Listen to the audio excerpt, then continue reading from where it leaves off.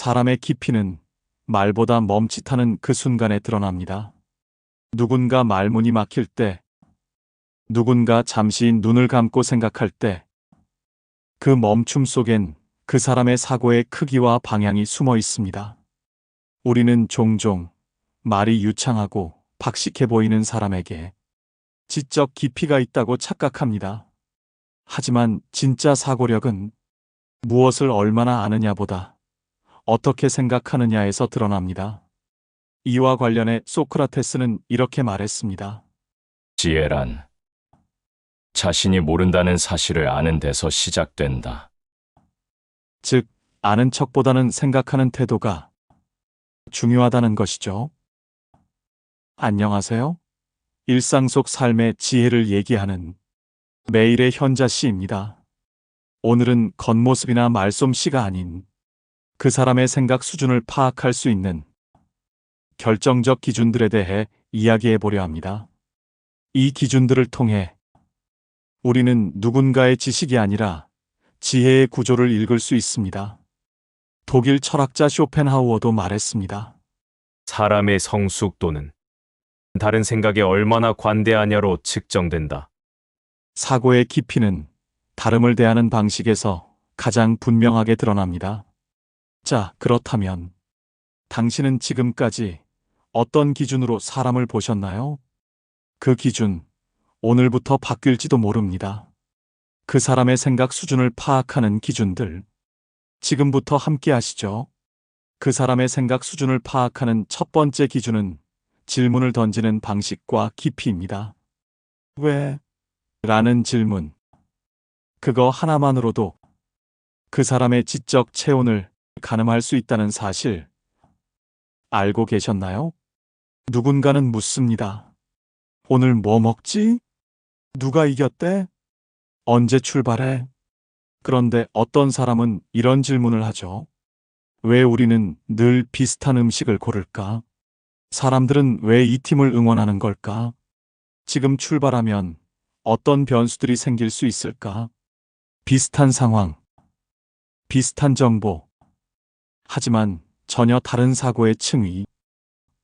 사람의 깊이는요, 정답을 얼마나 잘 아느냐보다 무엇을 묻느냐에서 더 분명하게 드러납니다. 어떤 사람은 질문을 지식을 얻기 위해 던집니다. 하지만 더 깊은 사람은 질문을 이해를 확장하기 위해 던지죠. 전자는 정보를 모으고 후자는 의미를 탐색합니다. 그래서 질문을 보면 그 사람이 지식을 소비하는 사람인지 지혜를 구성해가는 사람인지가 드러납니다. 그리스의 철학자 에픽테토스는 이렇게 말했죠. 자유로운 영혼은 질문하는 법부터 다르다. 질문은 단순한 말이 아닙니다. 그 사람의 사고 체계 전체를 비추는 창입니다. 얕은 질문은 얕은 세계관을 드러내고 깊은 질문은 내면의 구조와 방향을 보여줍니다. 그래서 우리는 누군가를 깊이 알아보고 싶다면 그 사람이 어떤 질문을 던지는지부터 살펴야 합니다. 지식을 자랑하듯 늘어놓는 사람보다 조용히 본질을 묻는 사람이 더 무섭고 더 신뢰할 만한 사람입니다. 하지만 여기서 중요한 질문이 생깁니다. 나도 그런 깊은 질문을 하고 싶어요. 어떻게 하면 질문의 깊이를 키울 수 있을까요? 좋은 질문입니다. 그래서 오늘 질문을 깊게 만드는 방법 3가지를 소개해 드리려 합니다. 첫 번째, 사실을 넘어서서 이유를 묻는 습관을 가져보세요. 단순히 무엇이 일어났는가가 아니라 왜 그렇게 되었는가를 묻는 연습을 하세요. 예를 들어, 그 사람, 요즘 왜 그런 행동을 할까? 이 사건은 어떤 전제에서 시작된 걸까? 이런 질문이 사고의 지평을 넓혀줍니다. 두 번째, 즉답 대신 잠시 침묵을 허락하세요. 질문은 빠른 대답을 요구하는 게 아닙니다. 오히려 생각할 여백을 주는 것이 진짜 질문이죠. 가끔은 글쎄요, 이건 조금 더 생각해 봐야겠어요. 라는 말이 더 지적인 질문을 부릅니다. 깊은 질문은 천천히 익습니다. 세 번째, 질문의 방향을 나에서 우리로 확장해 보세요. 나는 왜 이걸 좋아하지? 를 넘어서 사람들은 왜 이런 걸 원할까? 로 넘어가는 것입니다. 질문을 개인에서 사회적 맥락, 역사적 관점까지 확장하는 순간 사고의 스펙트럼은 확연히 달라집니다. 정리하자면 질문은 단순히 말을 여는 도구가 아닙니다. 그 사람의 사유의 깊이, 세계를 대하는 방식, 삶의 방향성을 그대로 드러내는 거울입니다. 당신은 요즘 어떤 질문을 스스로에게 던지고 계신가요? 그 질문이 바로 당신의 생각 수준입니다. 그 깊이를 키우고 싶다면 오늘부터 좋은 질문의 기술을 연습해 보세요. 그 사람의 생각 수준을 파악하는 두 번째 기준은 자신과 다른 의견을 대하는 태도입니다. 어느 날 어떤 사람과 이야기하다 보면 이상하게 마음이 막힐 때가 있습니다.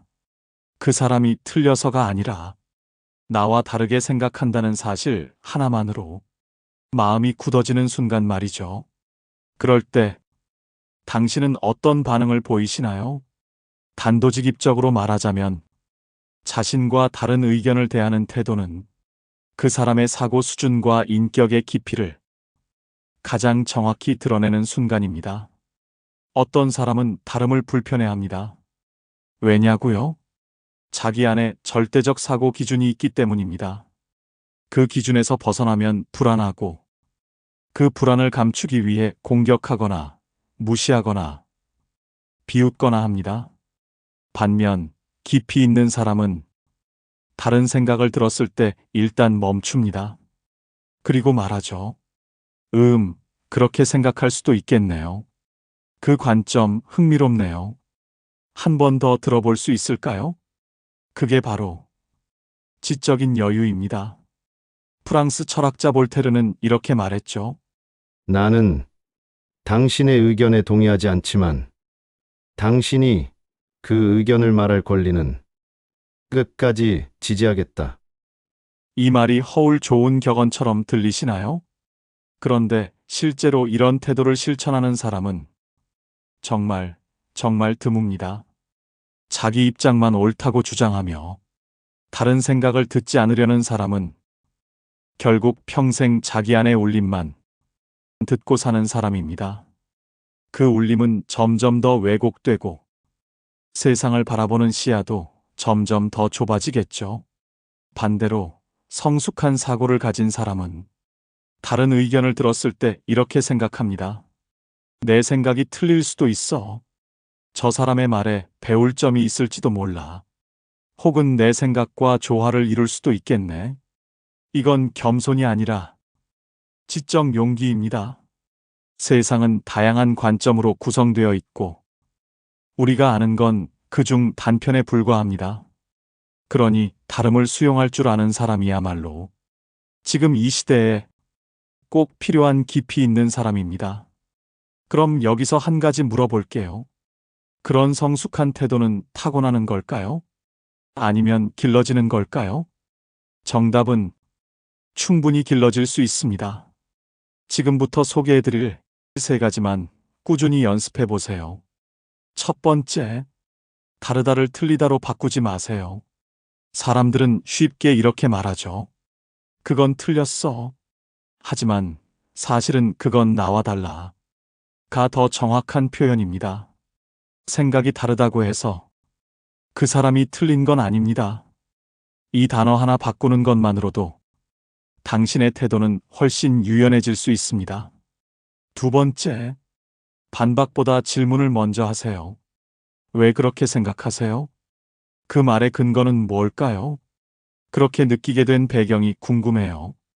질문은 상대를 존중하는 동시에 내 생각을 다시 정리할 수 있는 기회를 줍니다.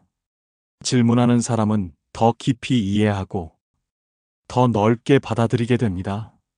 세 번째, 한 걸음 뒤에서 내 생각을 바라보세요. 대화 중간에 한번 멈춰보는 거예요. 혹시 내가 지금 이기려고 말하고 있진 않나? 진짜 중요한 건 내 주장이 아니라 우리가 함께 도달하는 이해 아닐까?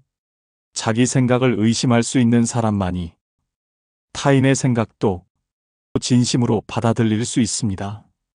정리하자면 사고의 깊이는 말투보다, 논리보다, 다름을 대하는 태도에서 가장 선명하게 드러납니다. 다름을 무서워하지 않는 사람, 그리고 그 다름을 자기 생각의 재료로 삼을 줄 아는 사람. 그 사람이 바로 진짜 지적인 사람입니다. 오늘 당신은 누군가의 말에 어떤 반응을 보이셨나요? 그 반응 속에 당신의 사고 수준이 숨겨져 있을지도 모릅니다. 그 사람의 생각 수준을 파악하는 세 번째 기준은 감정과 이성의 균형입니다. 혹시 이런 경험 있으신가요? 순간 욱해서 말을 쏟아낸 뒤, 그 말은 하지 말걸. 밤새 이불킥하며 후회했던 날. 혹은 감정에 너무 몰입한 나머지 이성적인 판단을 놓쳐버린 날. 사실 누구에게나 있는 일이죠. 하지만 문제는 그 감정에서 얼마나 빨리 회복하느냐, 그리고 그 감정 속에서도 중심을 지킬 수 있느냐입니다.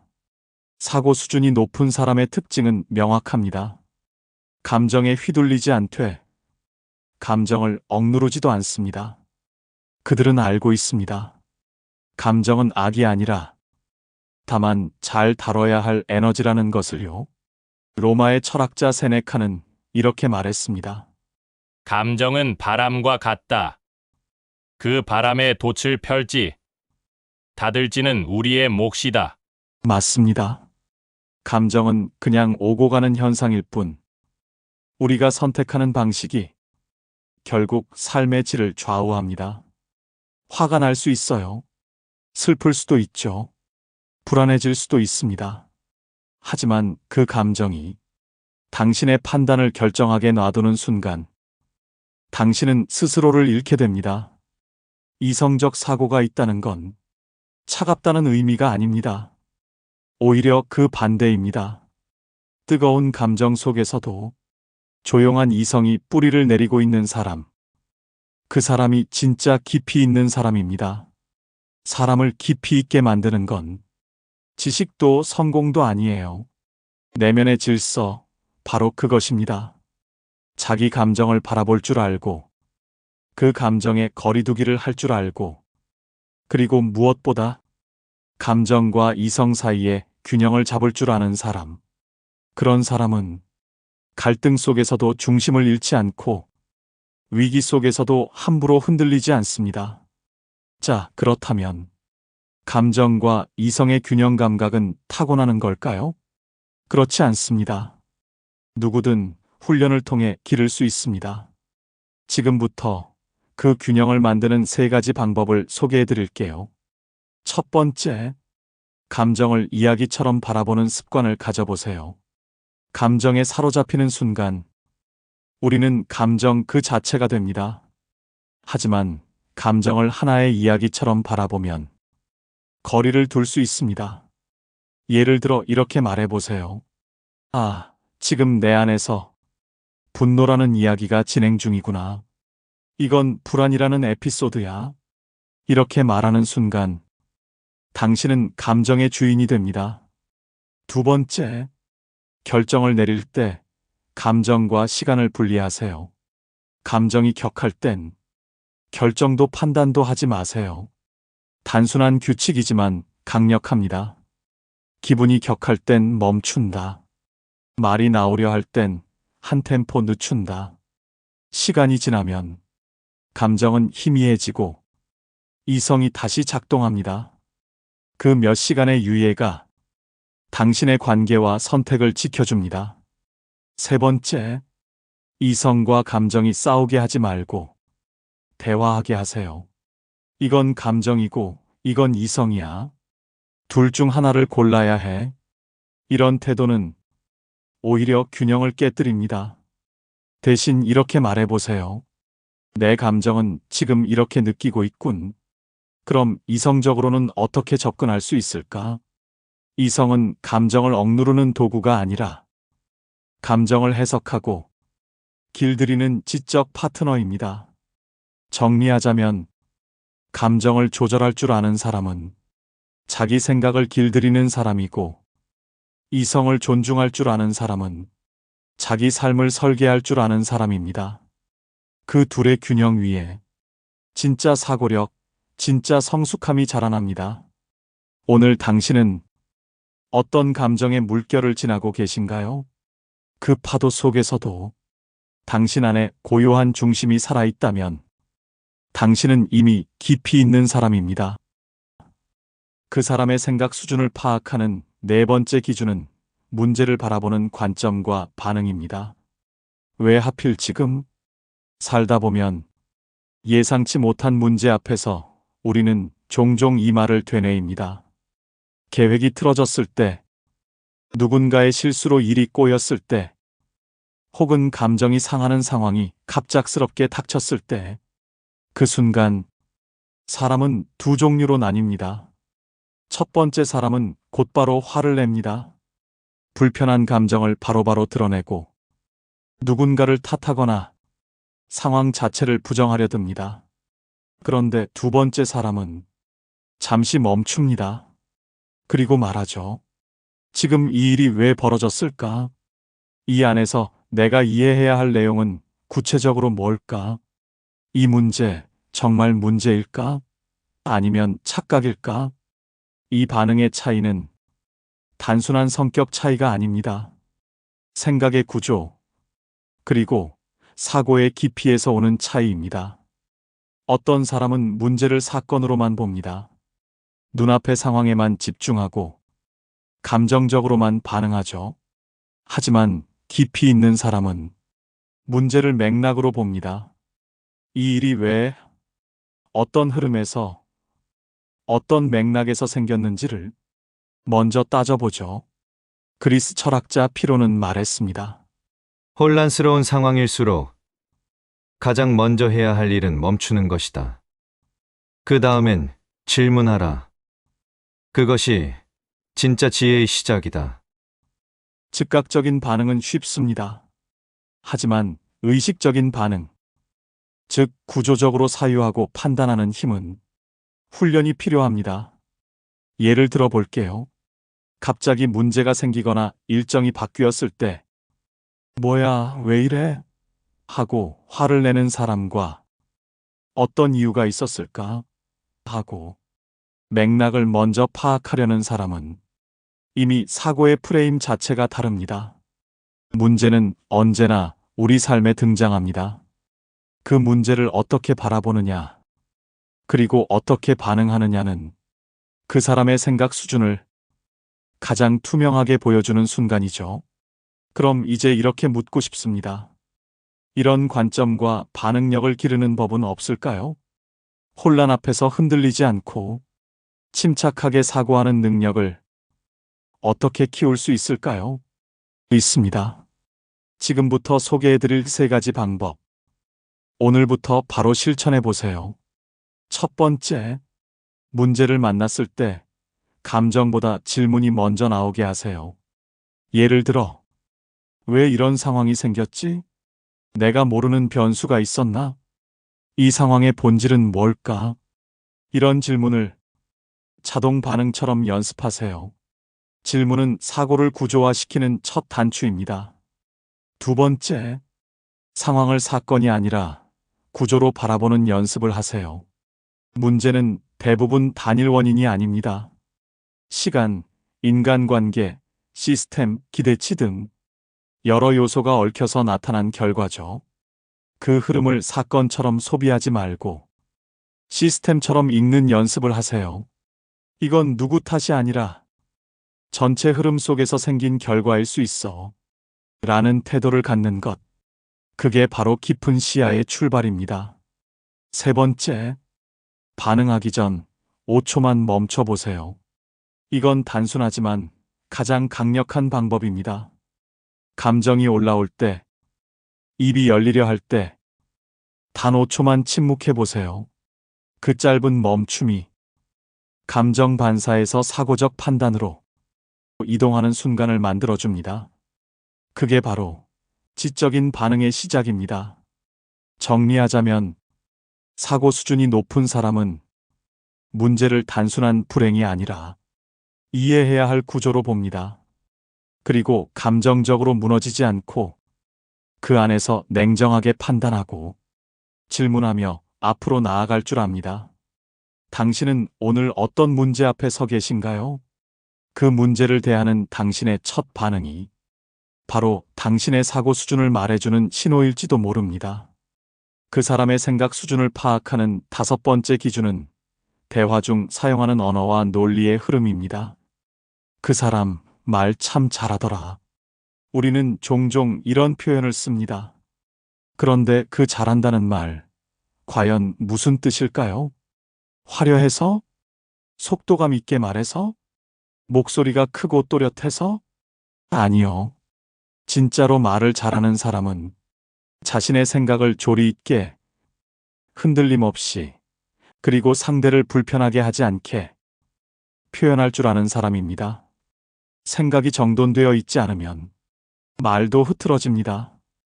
아무리 좋은 어휘를 알고 있어도 사고 구조가 명확하지 않으면 말은 금세 산만해지고 감정적으로 흐르게 되어 있습니다. 깊이 있는 사람의 언어는 다릅니다. 말을 많이 하지 않아도 단어 하나하나에 중심이 서 있고 전달하려는 핵심이 흐름 속에서 또렷하게 보입니다. 반대로 말이 많지만 결국 무슨 말인지 모르겠는 사람, 주장은 많은데 논리 구조는 없는 사람, 그리고 대화 내내 감정이 앞서서 말끝마다 아니 그러니까, 근데 진짜 열받아 를 반복하는 사람, 그런 사람을 만나면 자연스럽게 그 사람의 사고 구조가 느껴지지 않나요? 말은 단순한 표현이 아닙니다. 말은 생각의 궤적입니다. 우리가 무심코 내뱉는 그 말들 안에 우리의 사고 깊이, 가치 판단, 감정 조절력, 구조적 인식이 모두 녹아 있습니다. 고대 철학자 플라톤은 말했습니다. 말은 생각의 옷이다. 단정한 옷은 단정한 생각에서 나온다. 말이 정돈되어 있다는 것은 그 사람이 스스로의 생각을 명확히 인식하고 있다는 뜻이고, 논리적이라는 것은 그 생각이 서로 어떻게 연결되어 있는지를 이해하고 있다는 뜻입니다. 그리고 한 가지 더 중요한 건 언어의 온도입니다. 사고 수준이 높은 사람일수록 말이 부드럽습니다. 자극적인 단어보다 상대를 배려하는 표현을 씁니다. 왜일까요? 말은 관계를 만드는 도구임을 이미 알고 있기 때문입니다. 이쯤에서 이런 질문이 생길 수 있겠죠. 말을 잘한다는 건 타고난 거 아닌가요? 말이 정돈되고 논리적인 사람은 원래 그런 기질 아닐까요? 물론 일부는 타고날 수 있습니다. 하지만 더 많은 부분은 훈련과 습관의 산물입니다. 지금부터 소개할 세 가지 방법. 조용히 반복해 보세요. 말의 질이 달라지면 생각의 깊이도 함께 바뀌게 될 겁니다. 첫 번째, 말을 시작하기 전에 핵심부터 정리하세요. 대화를 나누기 전 내가 진짜 하고 싶은 말이 무엇인지 속으로 먼저 정리해 보세요. 예를 들면, 나는 지금 이 문제의 원인을 공유하고 싶어. 나는 지금 이 상황에 대해 사과하고 싶어. 나는 지금 상대에게 내 관점을 전달하고 싶어. 핵심이 정리된 사람은 말이 덜 흐트러지고 감정에 휩쓸리지 않습니다. 두 번째, 그래서 그를 스스로에게 묻는 연습을 하세요. 말을 하다가 멈춰서, 그래서 내가 이 말을 왜 하지? 이게 무슨 결론을 이끌까? 자문하는 습관을 들이세요. 이 작은 질문 하나가 말의 중심을 되살리고 논리의 흐름을 정리해 줍니다. 세 번째, 감정을 표현하되 감정으로 흐르지 마세요. 말 속에 감정이 담기는 건 자연스러운 일입니다. 하지만 말이 감정만으로 이루어지면 논리가 사라지고 신뢰도 무너집니다. 예를 들면, 나는 지금 이 상황이 많이 당황스러워요. 그래서 내가 느끼는 감정과 그 이유를 함께 설명할게요. 감정, 설명 그리고 맥락. 이 세 가지가 균형 있게 들어가야 사람들은 당신의 말을 신뢰하게 됩니다. 정리하자면 말은 그 사람의 깊이를 가장 조용하게 드러내는 도구입니다. 말의 구성과 흐름을 보면 그 사람이 어떻게 사고하고 어디까지 사고하는지를 선명하게 볼 수 있습니다. 지금 당신의 말은 어떤 생각을 닮아 있나요? 혹시 감정에 휘둘리고 있진 않나요? 혹은 핵심 없이 빙빙 돌고 있진 않나요? 그렇다면 이제 생각을 다듬는 습관부터 시작해 보세요. 말은 생각의 거울이니까요. 그 사람의 생각 수준을 파악하는 6번째 기준은 일상 속 선택 기준과 삶의 태도입니다. 사람의 수준은 의외로 아주 사소한 선택에서 드러납니다. 식사 메뉴를 고를 때, 지갑을 열 때, 휴일의 시간을 채울 때, 혹은 아무도 보지 않는 혼자만의 공간에서 무엇을 선택하고 어떤 태도로 살아가는지를 보면 그 사람의 생각의 구조가 자연스럽게 드러납니다. 단지 아는 것이 많다고 사고 수준이 높은 건 아닙니다. 무엇을 아는가보다 더 중요한 건 무엇을 기준으로 삶을 살아가느냐입니다. 어떤 사람은 눈앞의 이익에만 반응합니다. 오늘의 쾌락, 오늘의 편안함, 오늘의 만족. 그런 사람은 쉽게 소비하고, 쉽게 변하고, 쉽게 피곤해하고, 쉽게 남을 탓합니다. 반면 생각이 깊은 사람은 다릅니다. 지금 당장의 만족보다 조금 더 먼 미래를 내다보며 자신이 가야 할 방향을 하나하나의 선택을 통해 지켜냅니다. 돈을 어떻게 쓰는지, 시간을 어디에 두는지, 어떤 사람들과 함께 하려 하는지, 이 모든 일상의 사소한 결정들이 결국 그 사람의 철학과 기준이 됩니다. 독일의 작가 헤르만 헤세는 이렇게 말했죠. 삶은 단 한 번의 결단이 아니라 작고 반복되는 선택들의 총합이다. 그 말처럼 사람의 삶은 결국 그가 무엇을 중요하게 여겨왔는지의 결과입니다. 그래서 나는 이런 질문을 자주 던져봅니다. 나는 지금 이 선택을 왜 하는 걸까? 지금 이 결정이 내 삶에 어떤 방향을 만들고 있을까? 예를 들어, 오늘 하루의 일정이 텅 비었을 때 그 시간을 무엇으로 채우느냐는 그 사람의 삶의 우선순위를 보여줍니다. 또는 작은 실수를 했을 때 몰랐어요 라고 넘기는 사람이 있는가 하면 앞으로 이런 일이 없도록 기준을 다시 세우자 라고 말하는 사람도 있습니다. 이 차이는 지식의 차이가 아니라 삶을 대하는 태도의 차이입니다. 그럼 질문을 하나 드릴게요. 당신은 지금 어떤 기준으로 당신의 인생을 선택하고 계신가요? 그리고 그 선택들이 당신을 어디로 데려가고 있나요? 단기적인 기쁨은 달콤하죠. 하지만 깊이 있는 사람은 달콤함보다 의미를 선택합니다. 불편함을 감수하더라도 일관성과 가치를 지켜냅니다. 그럼 이제 이런 삶의 기준과 태도를 어떻게 기를 수 있을까요? 지금부터 일상의 선택을 깊이 있게 만드는 3가지 방법을 소개해 드릴게요. 첫 번째, 기준 있는 질문을 자주 던져보세요. 선택 앞에서 자신에게 이렇게 물어보세요. 지금 이 선택은 내 삶의 방향성과 어울리는가? 당장 좋지만 나중에 후회하지 않을까? 이건 순간의 기분인가? 진짜 내 가치인가? 이 질문 하나로 선택의 밀도는 완전히 달라집니다. 두 번째, 즉흥보다 우선순위를 먼저 정하세요. 생각 수준이 높은 사람은 하고 싶은 것보다 해야 할 것을 먼저 정리합니다. 지금 이 순간의 기분보다 장기적인 목표와 일관성을 중시하는 거죠. 하루를 시작할 때 우선순위 3가지만 정해보세요. 그것만으로도 삶의 기준선이 생깁니다. 세 번째, 일상의 반복을 관찰하세요.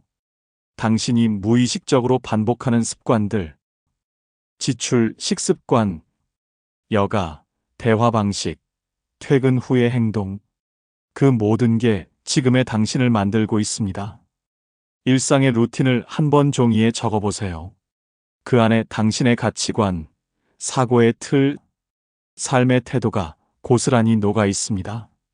정리하자면 생각이 깊은 사람은 삶을 크게 말하지 않고 조용히 실천합니다. 그 사람의 말보다 그 사람의 평소 선택들을 지켜보면 그 사고의 수준은 저절로 드러납니다. 당신은 오늘 어떤 선택을 하셨나요? 그 선택들이 뭐여? 어떤 인생을 만들고 있나요? 지금 이 순간도 당신의 삶은 하나의 방향으로 흘러가고 있습니다. 그 방향이 당신이 원한 삶의 형태이기를 바랍니다. 그 사람의 생각 수준을 파악하는 마지막 7번째 기준은 유머를 사용하는 방식입니다. 아, 웃겼다. 그 한마디 뒤에 숨은 건 정말 단순한 감정일까요? 사람은 왜 웃을까요? 그저 즐겁고 재미있어서?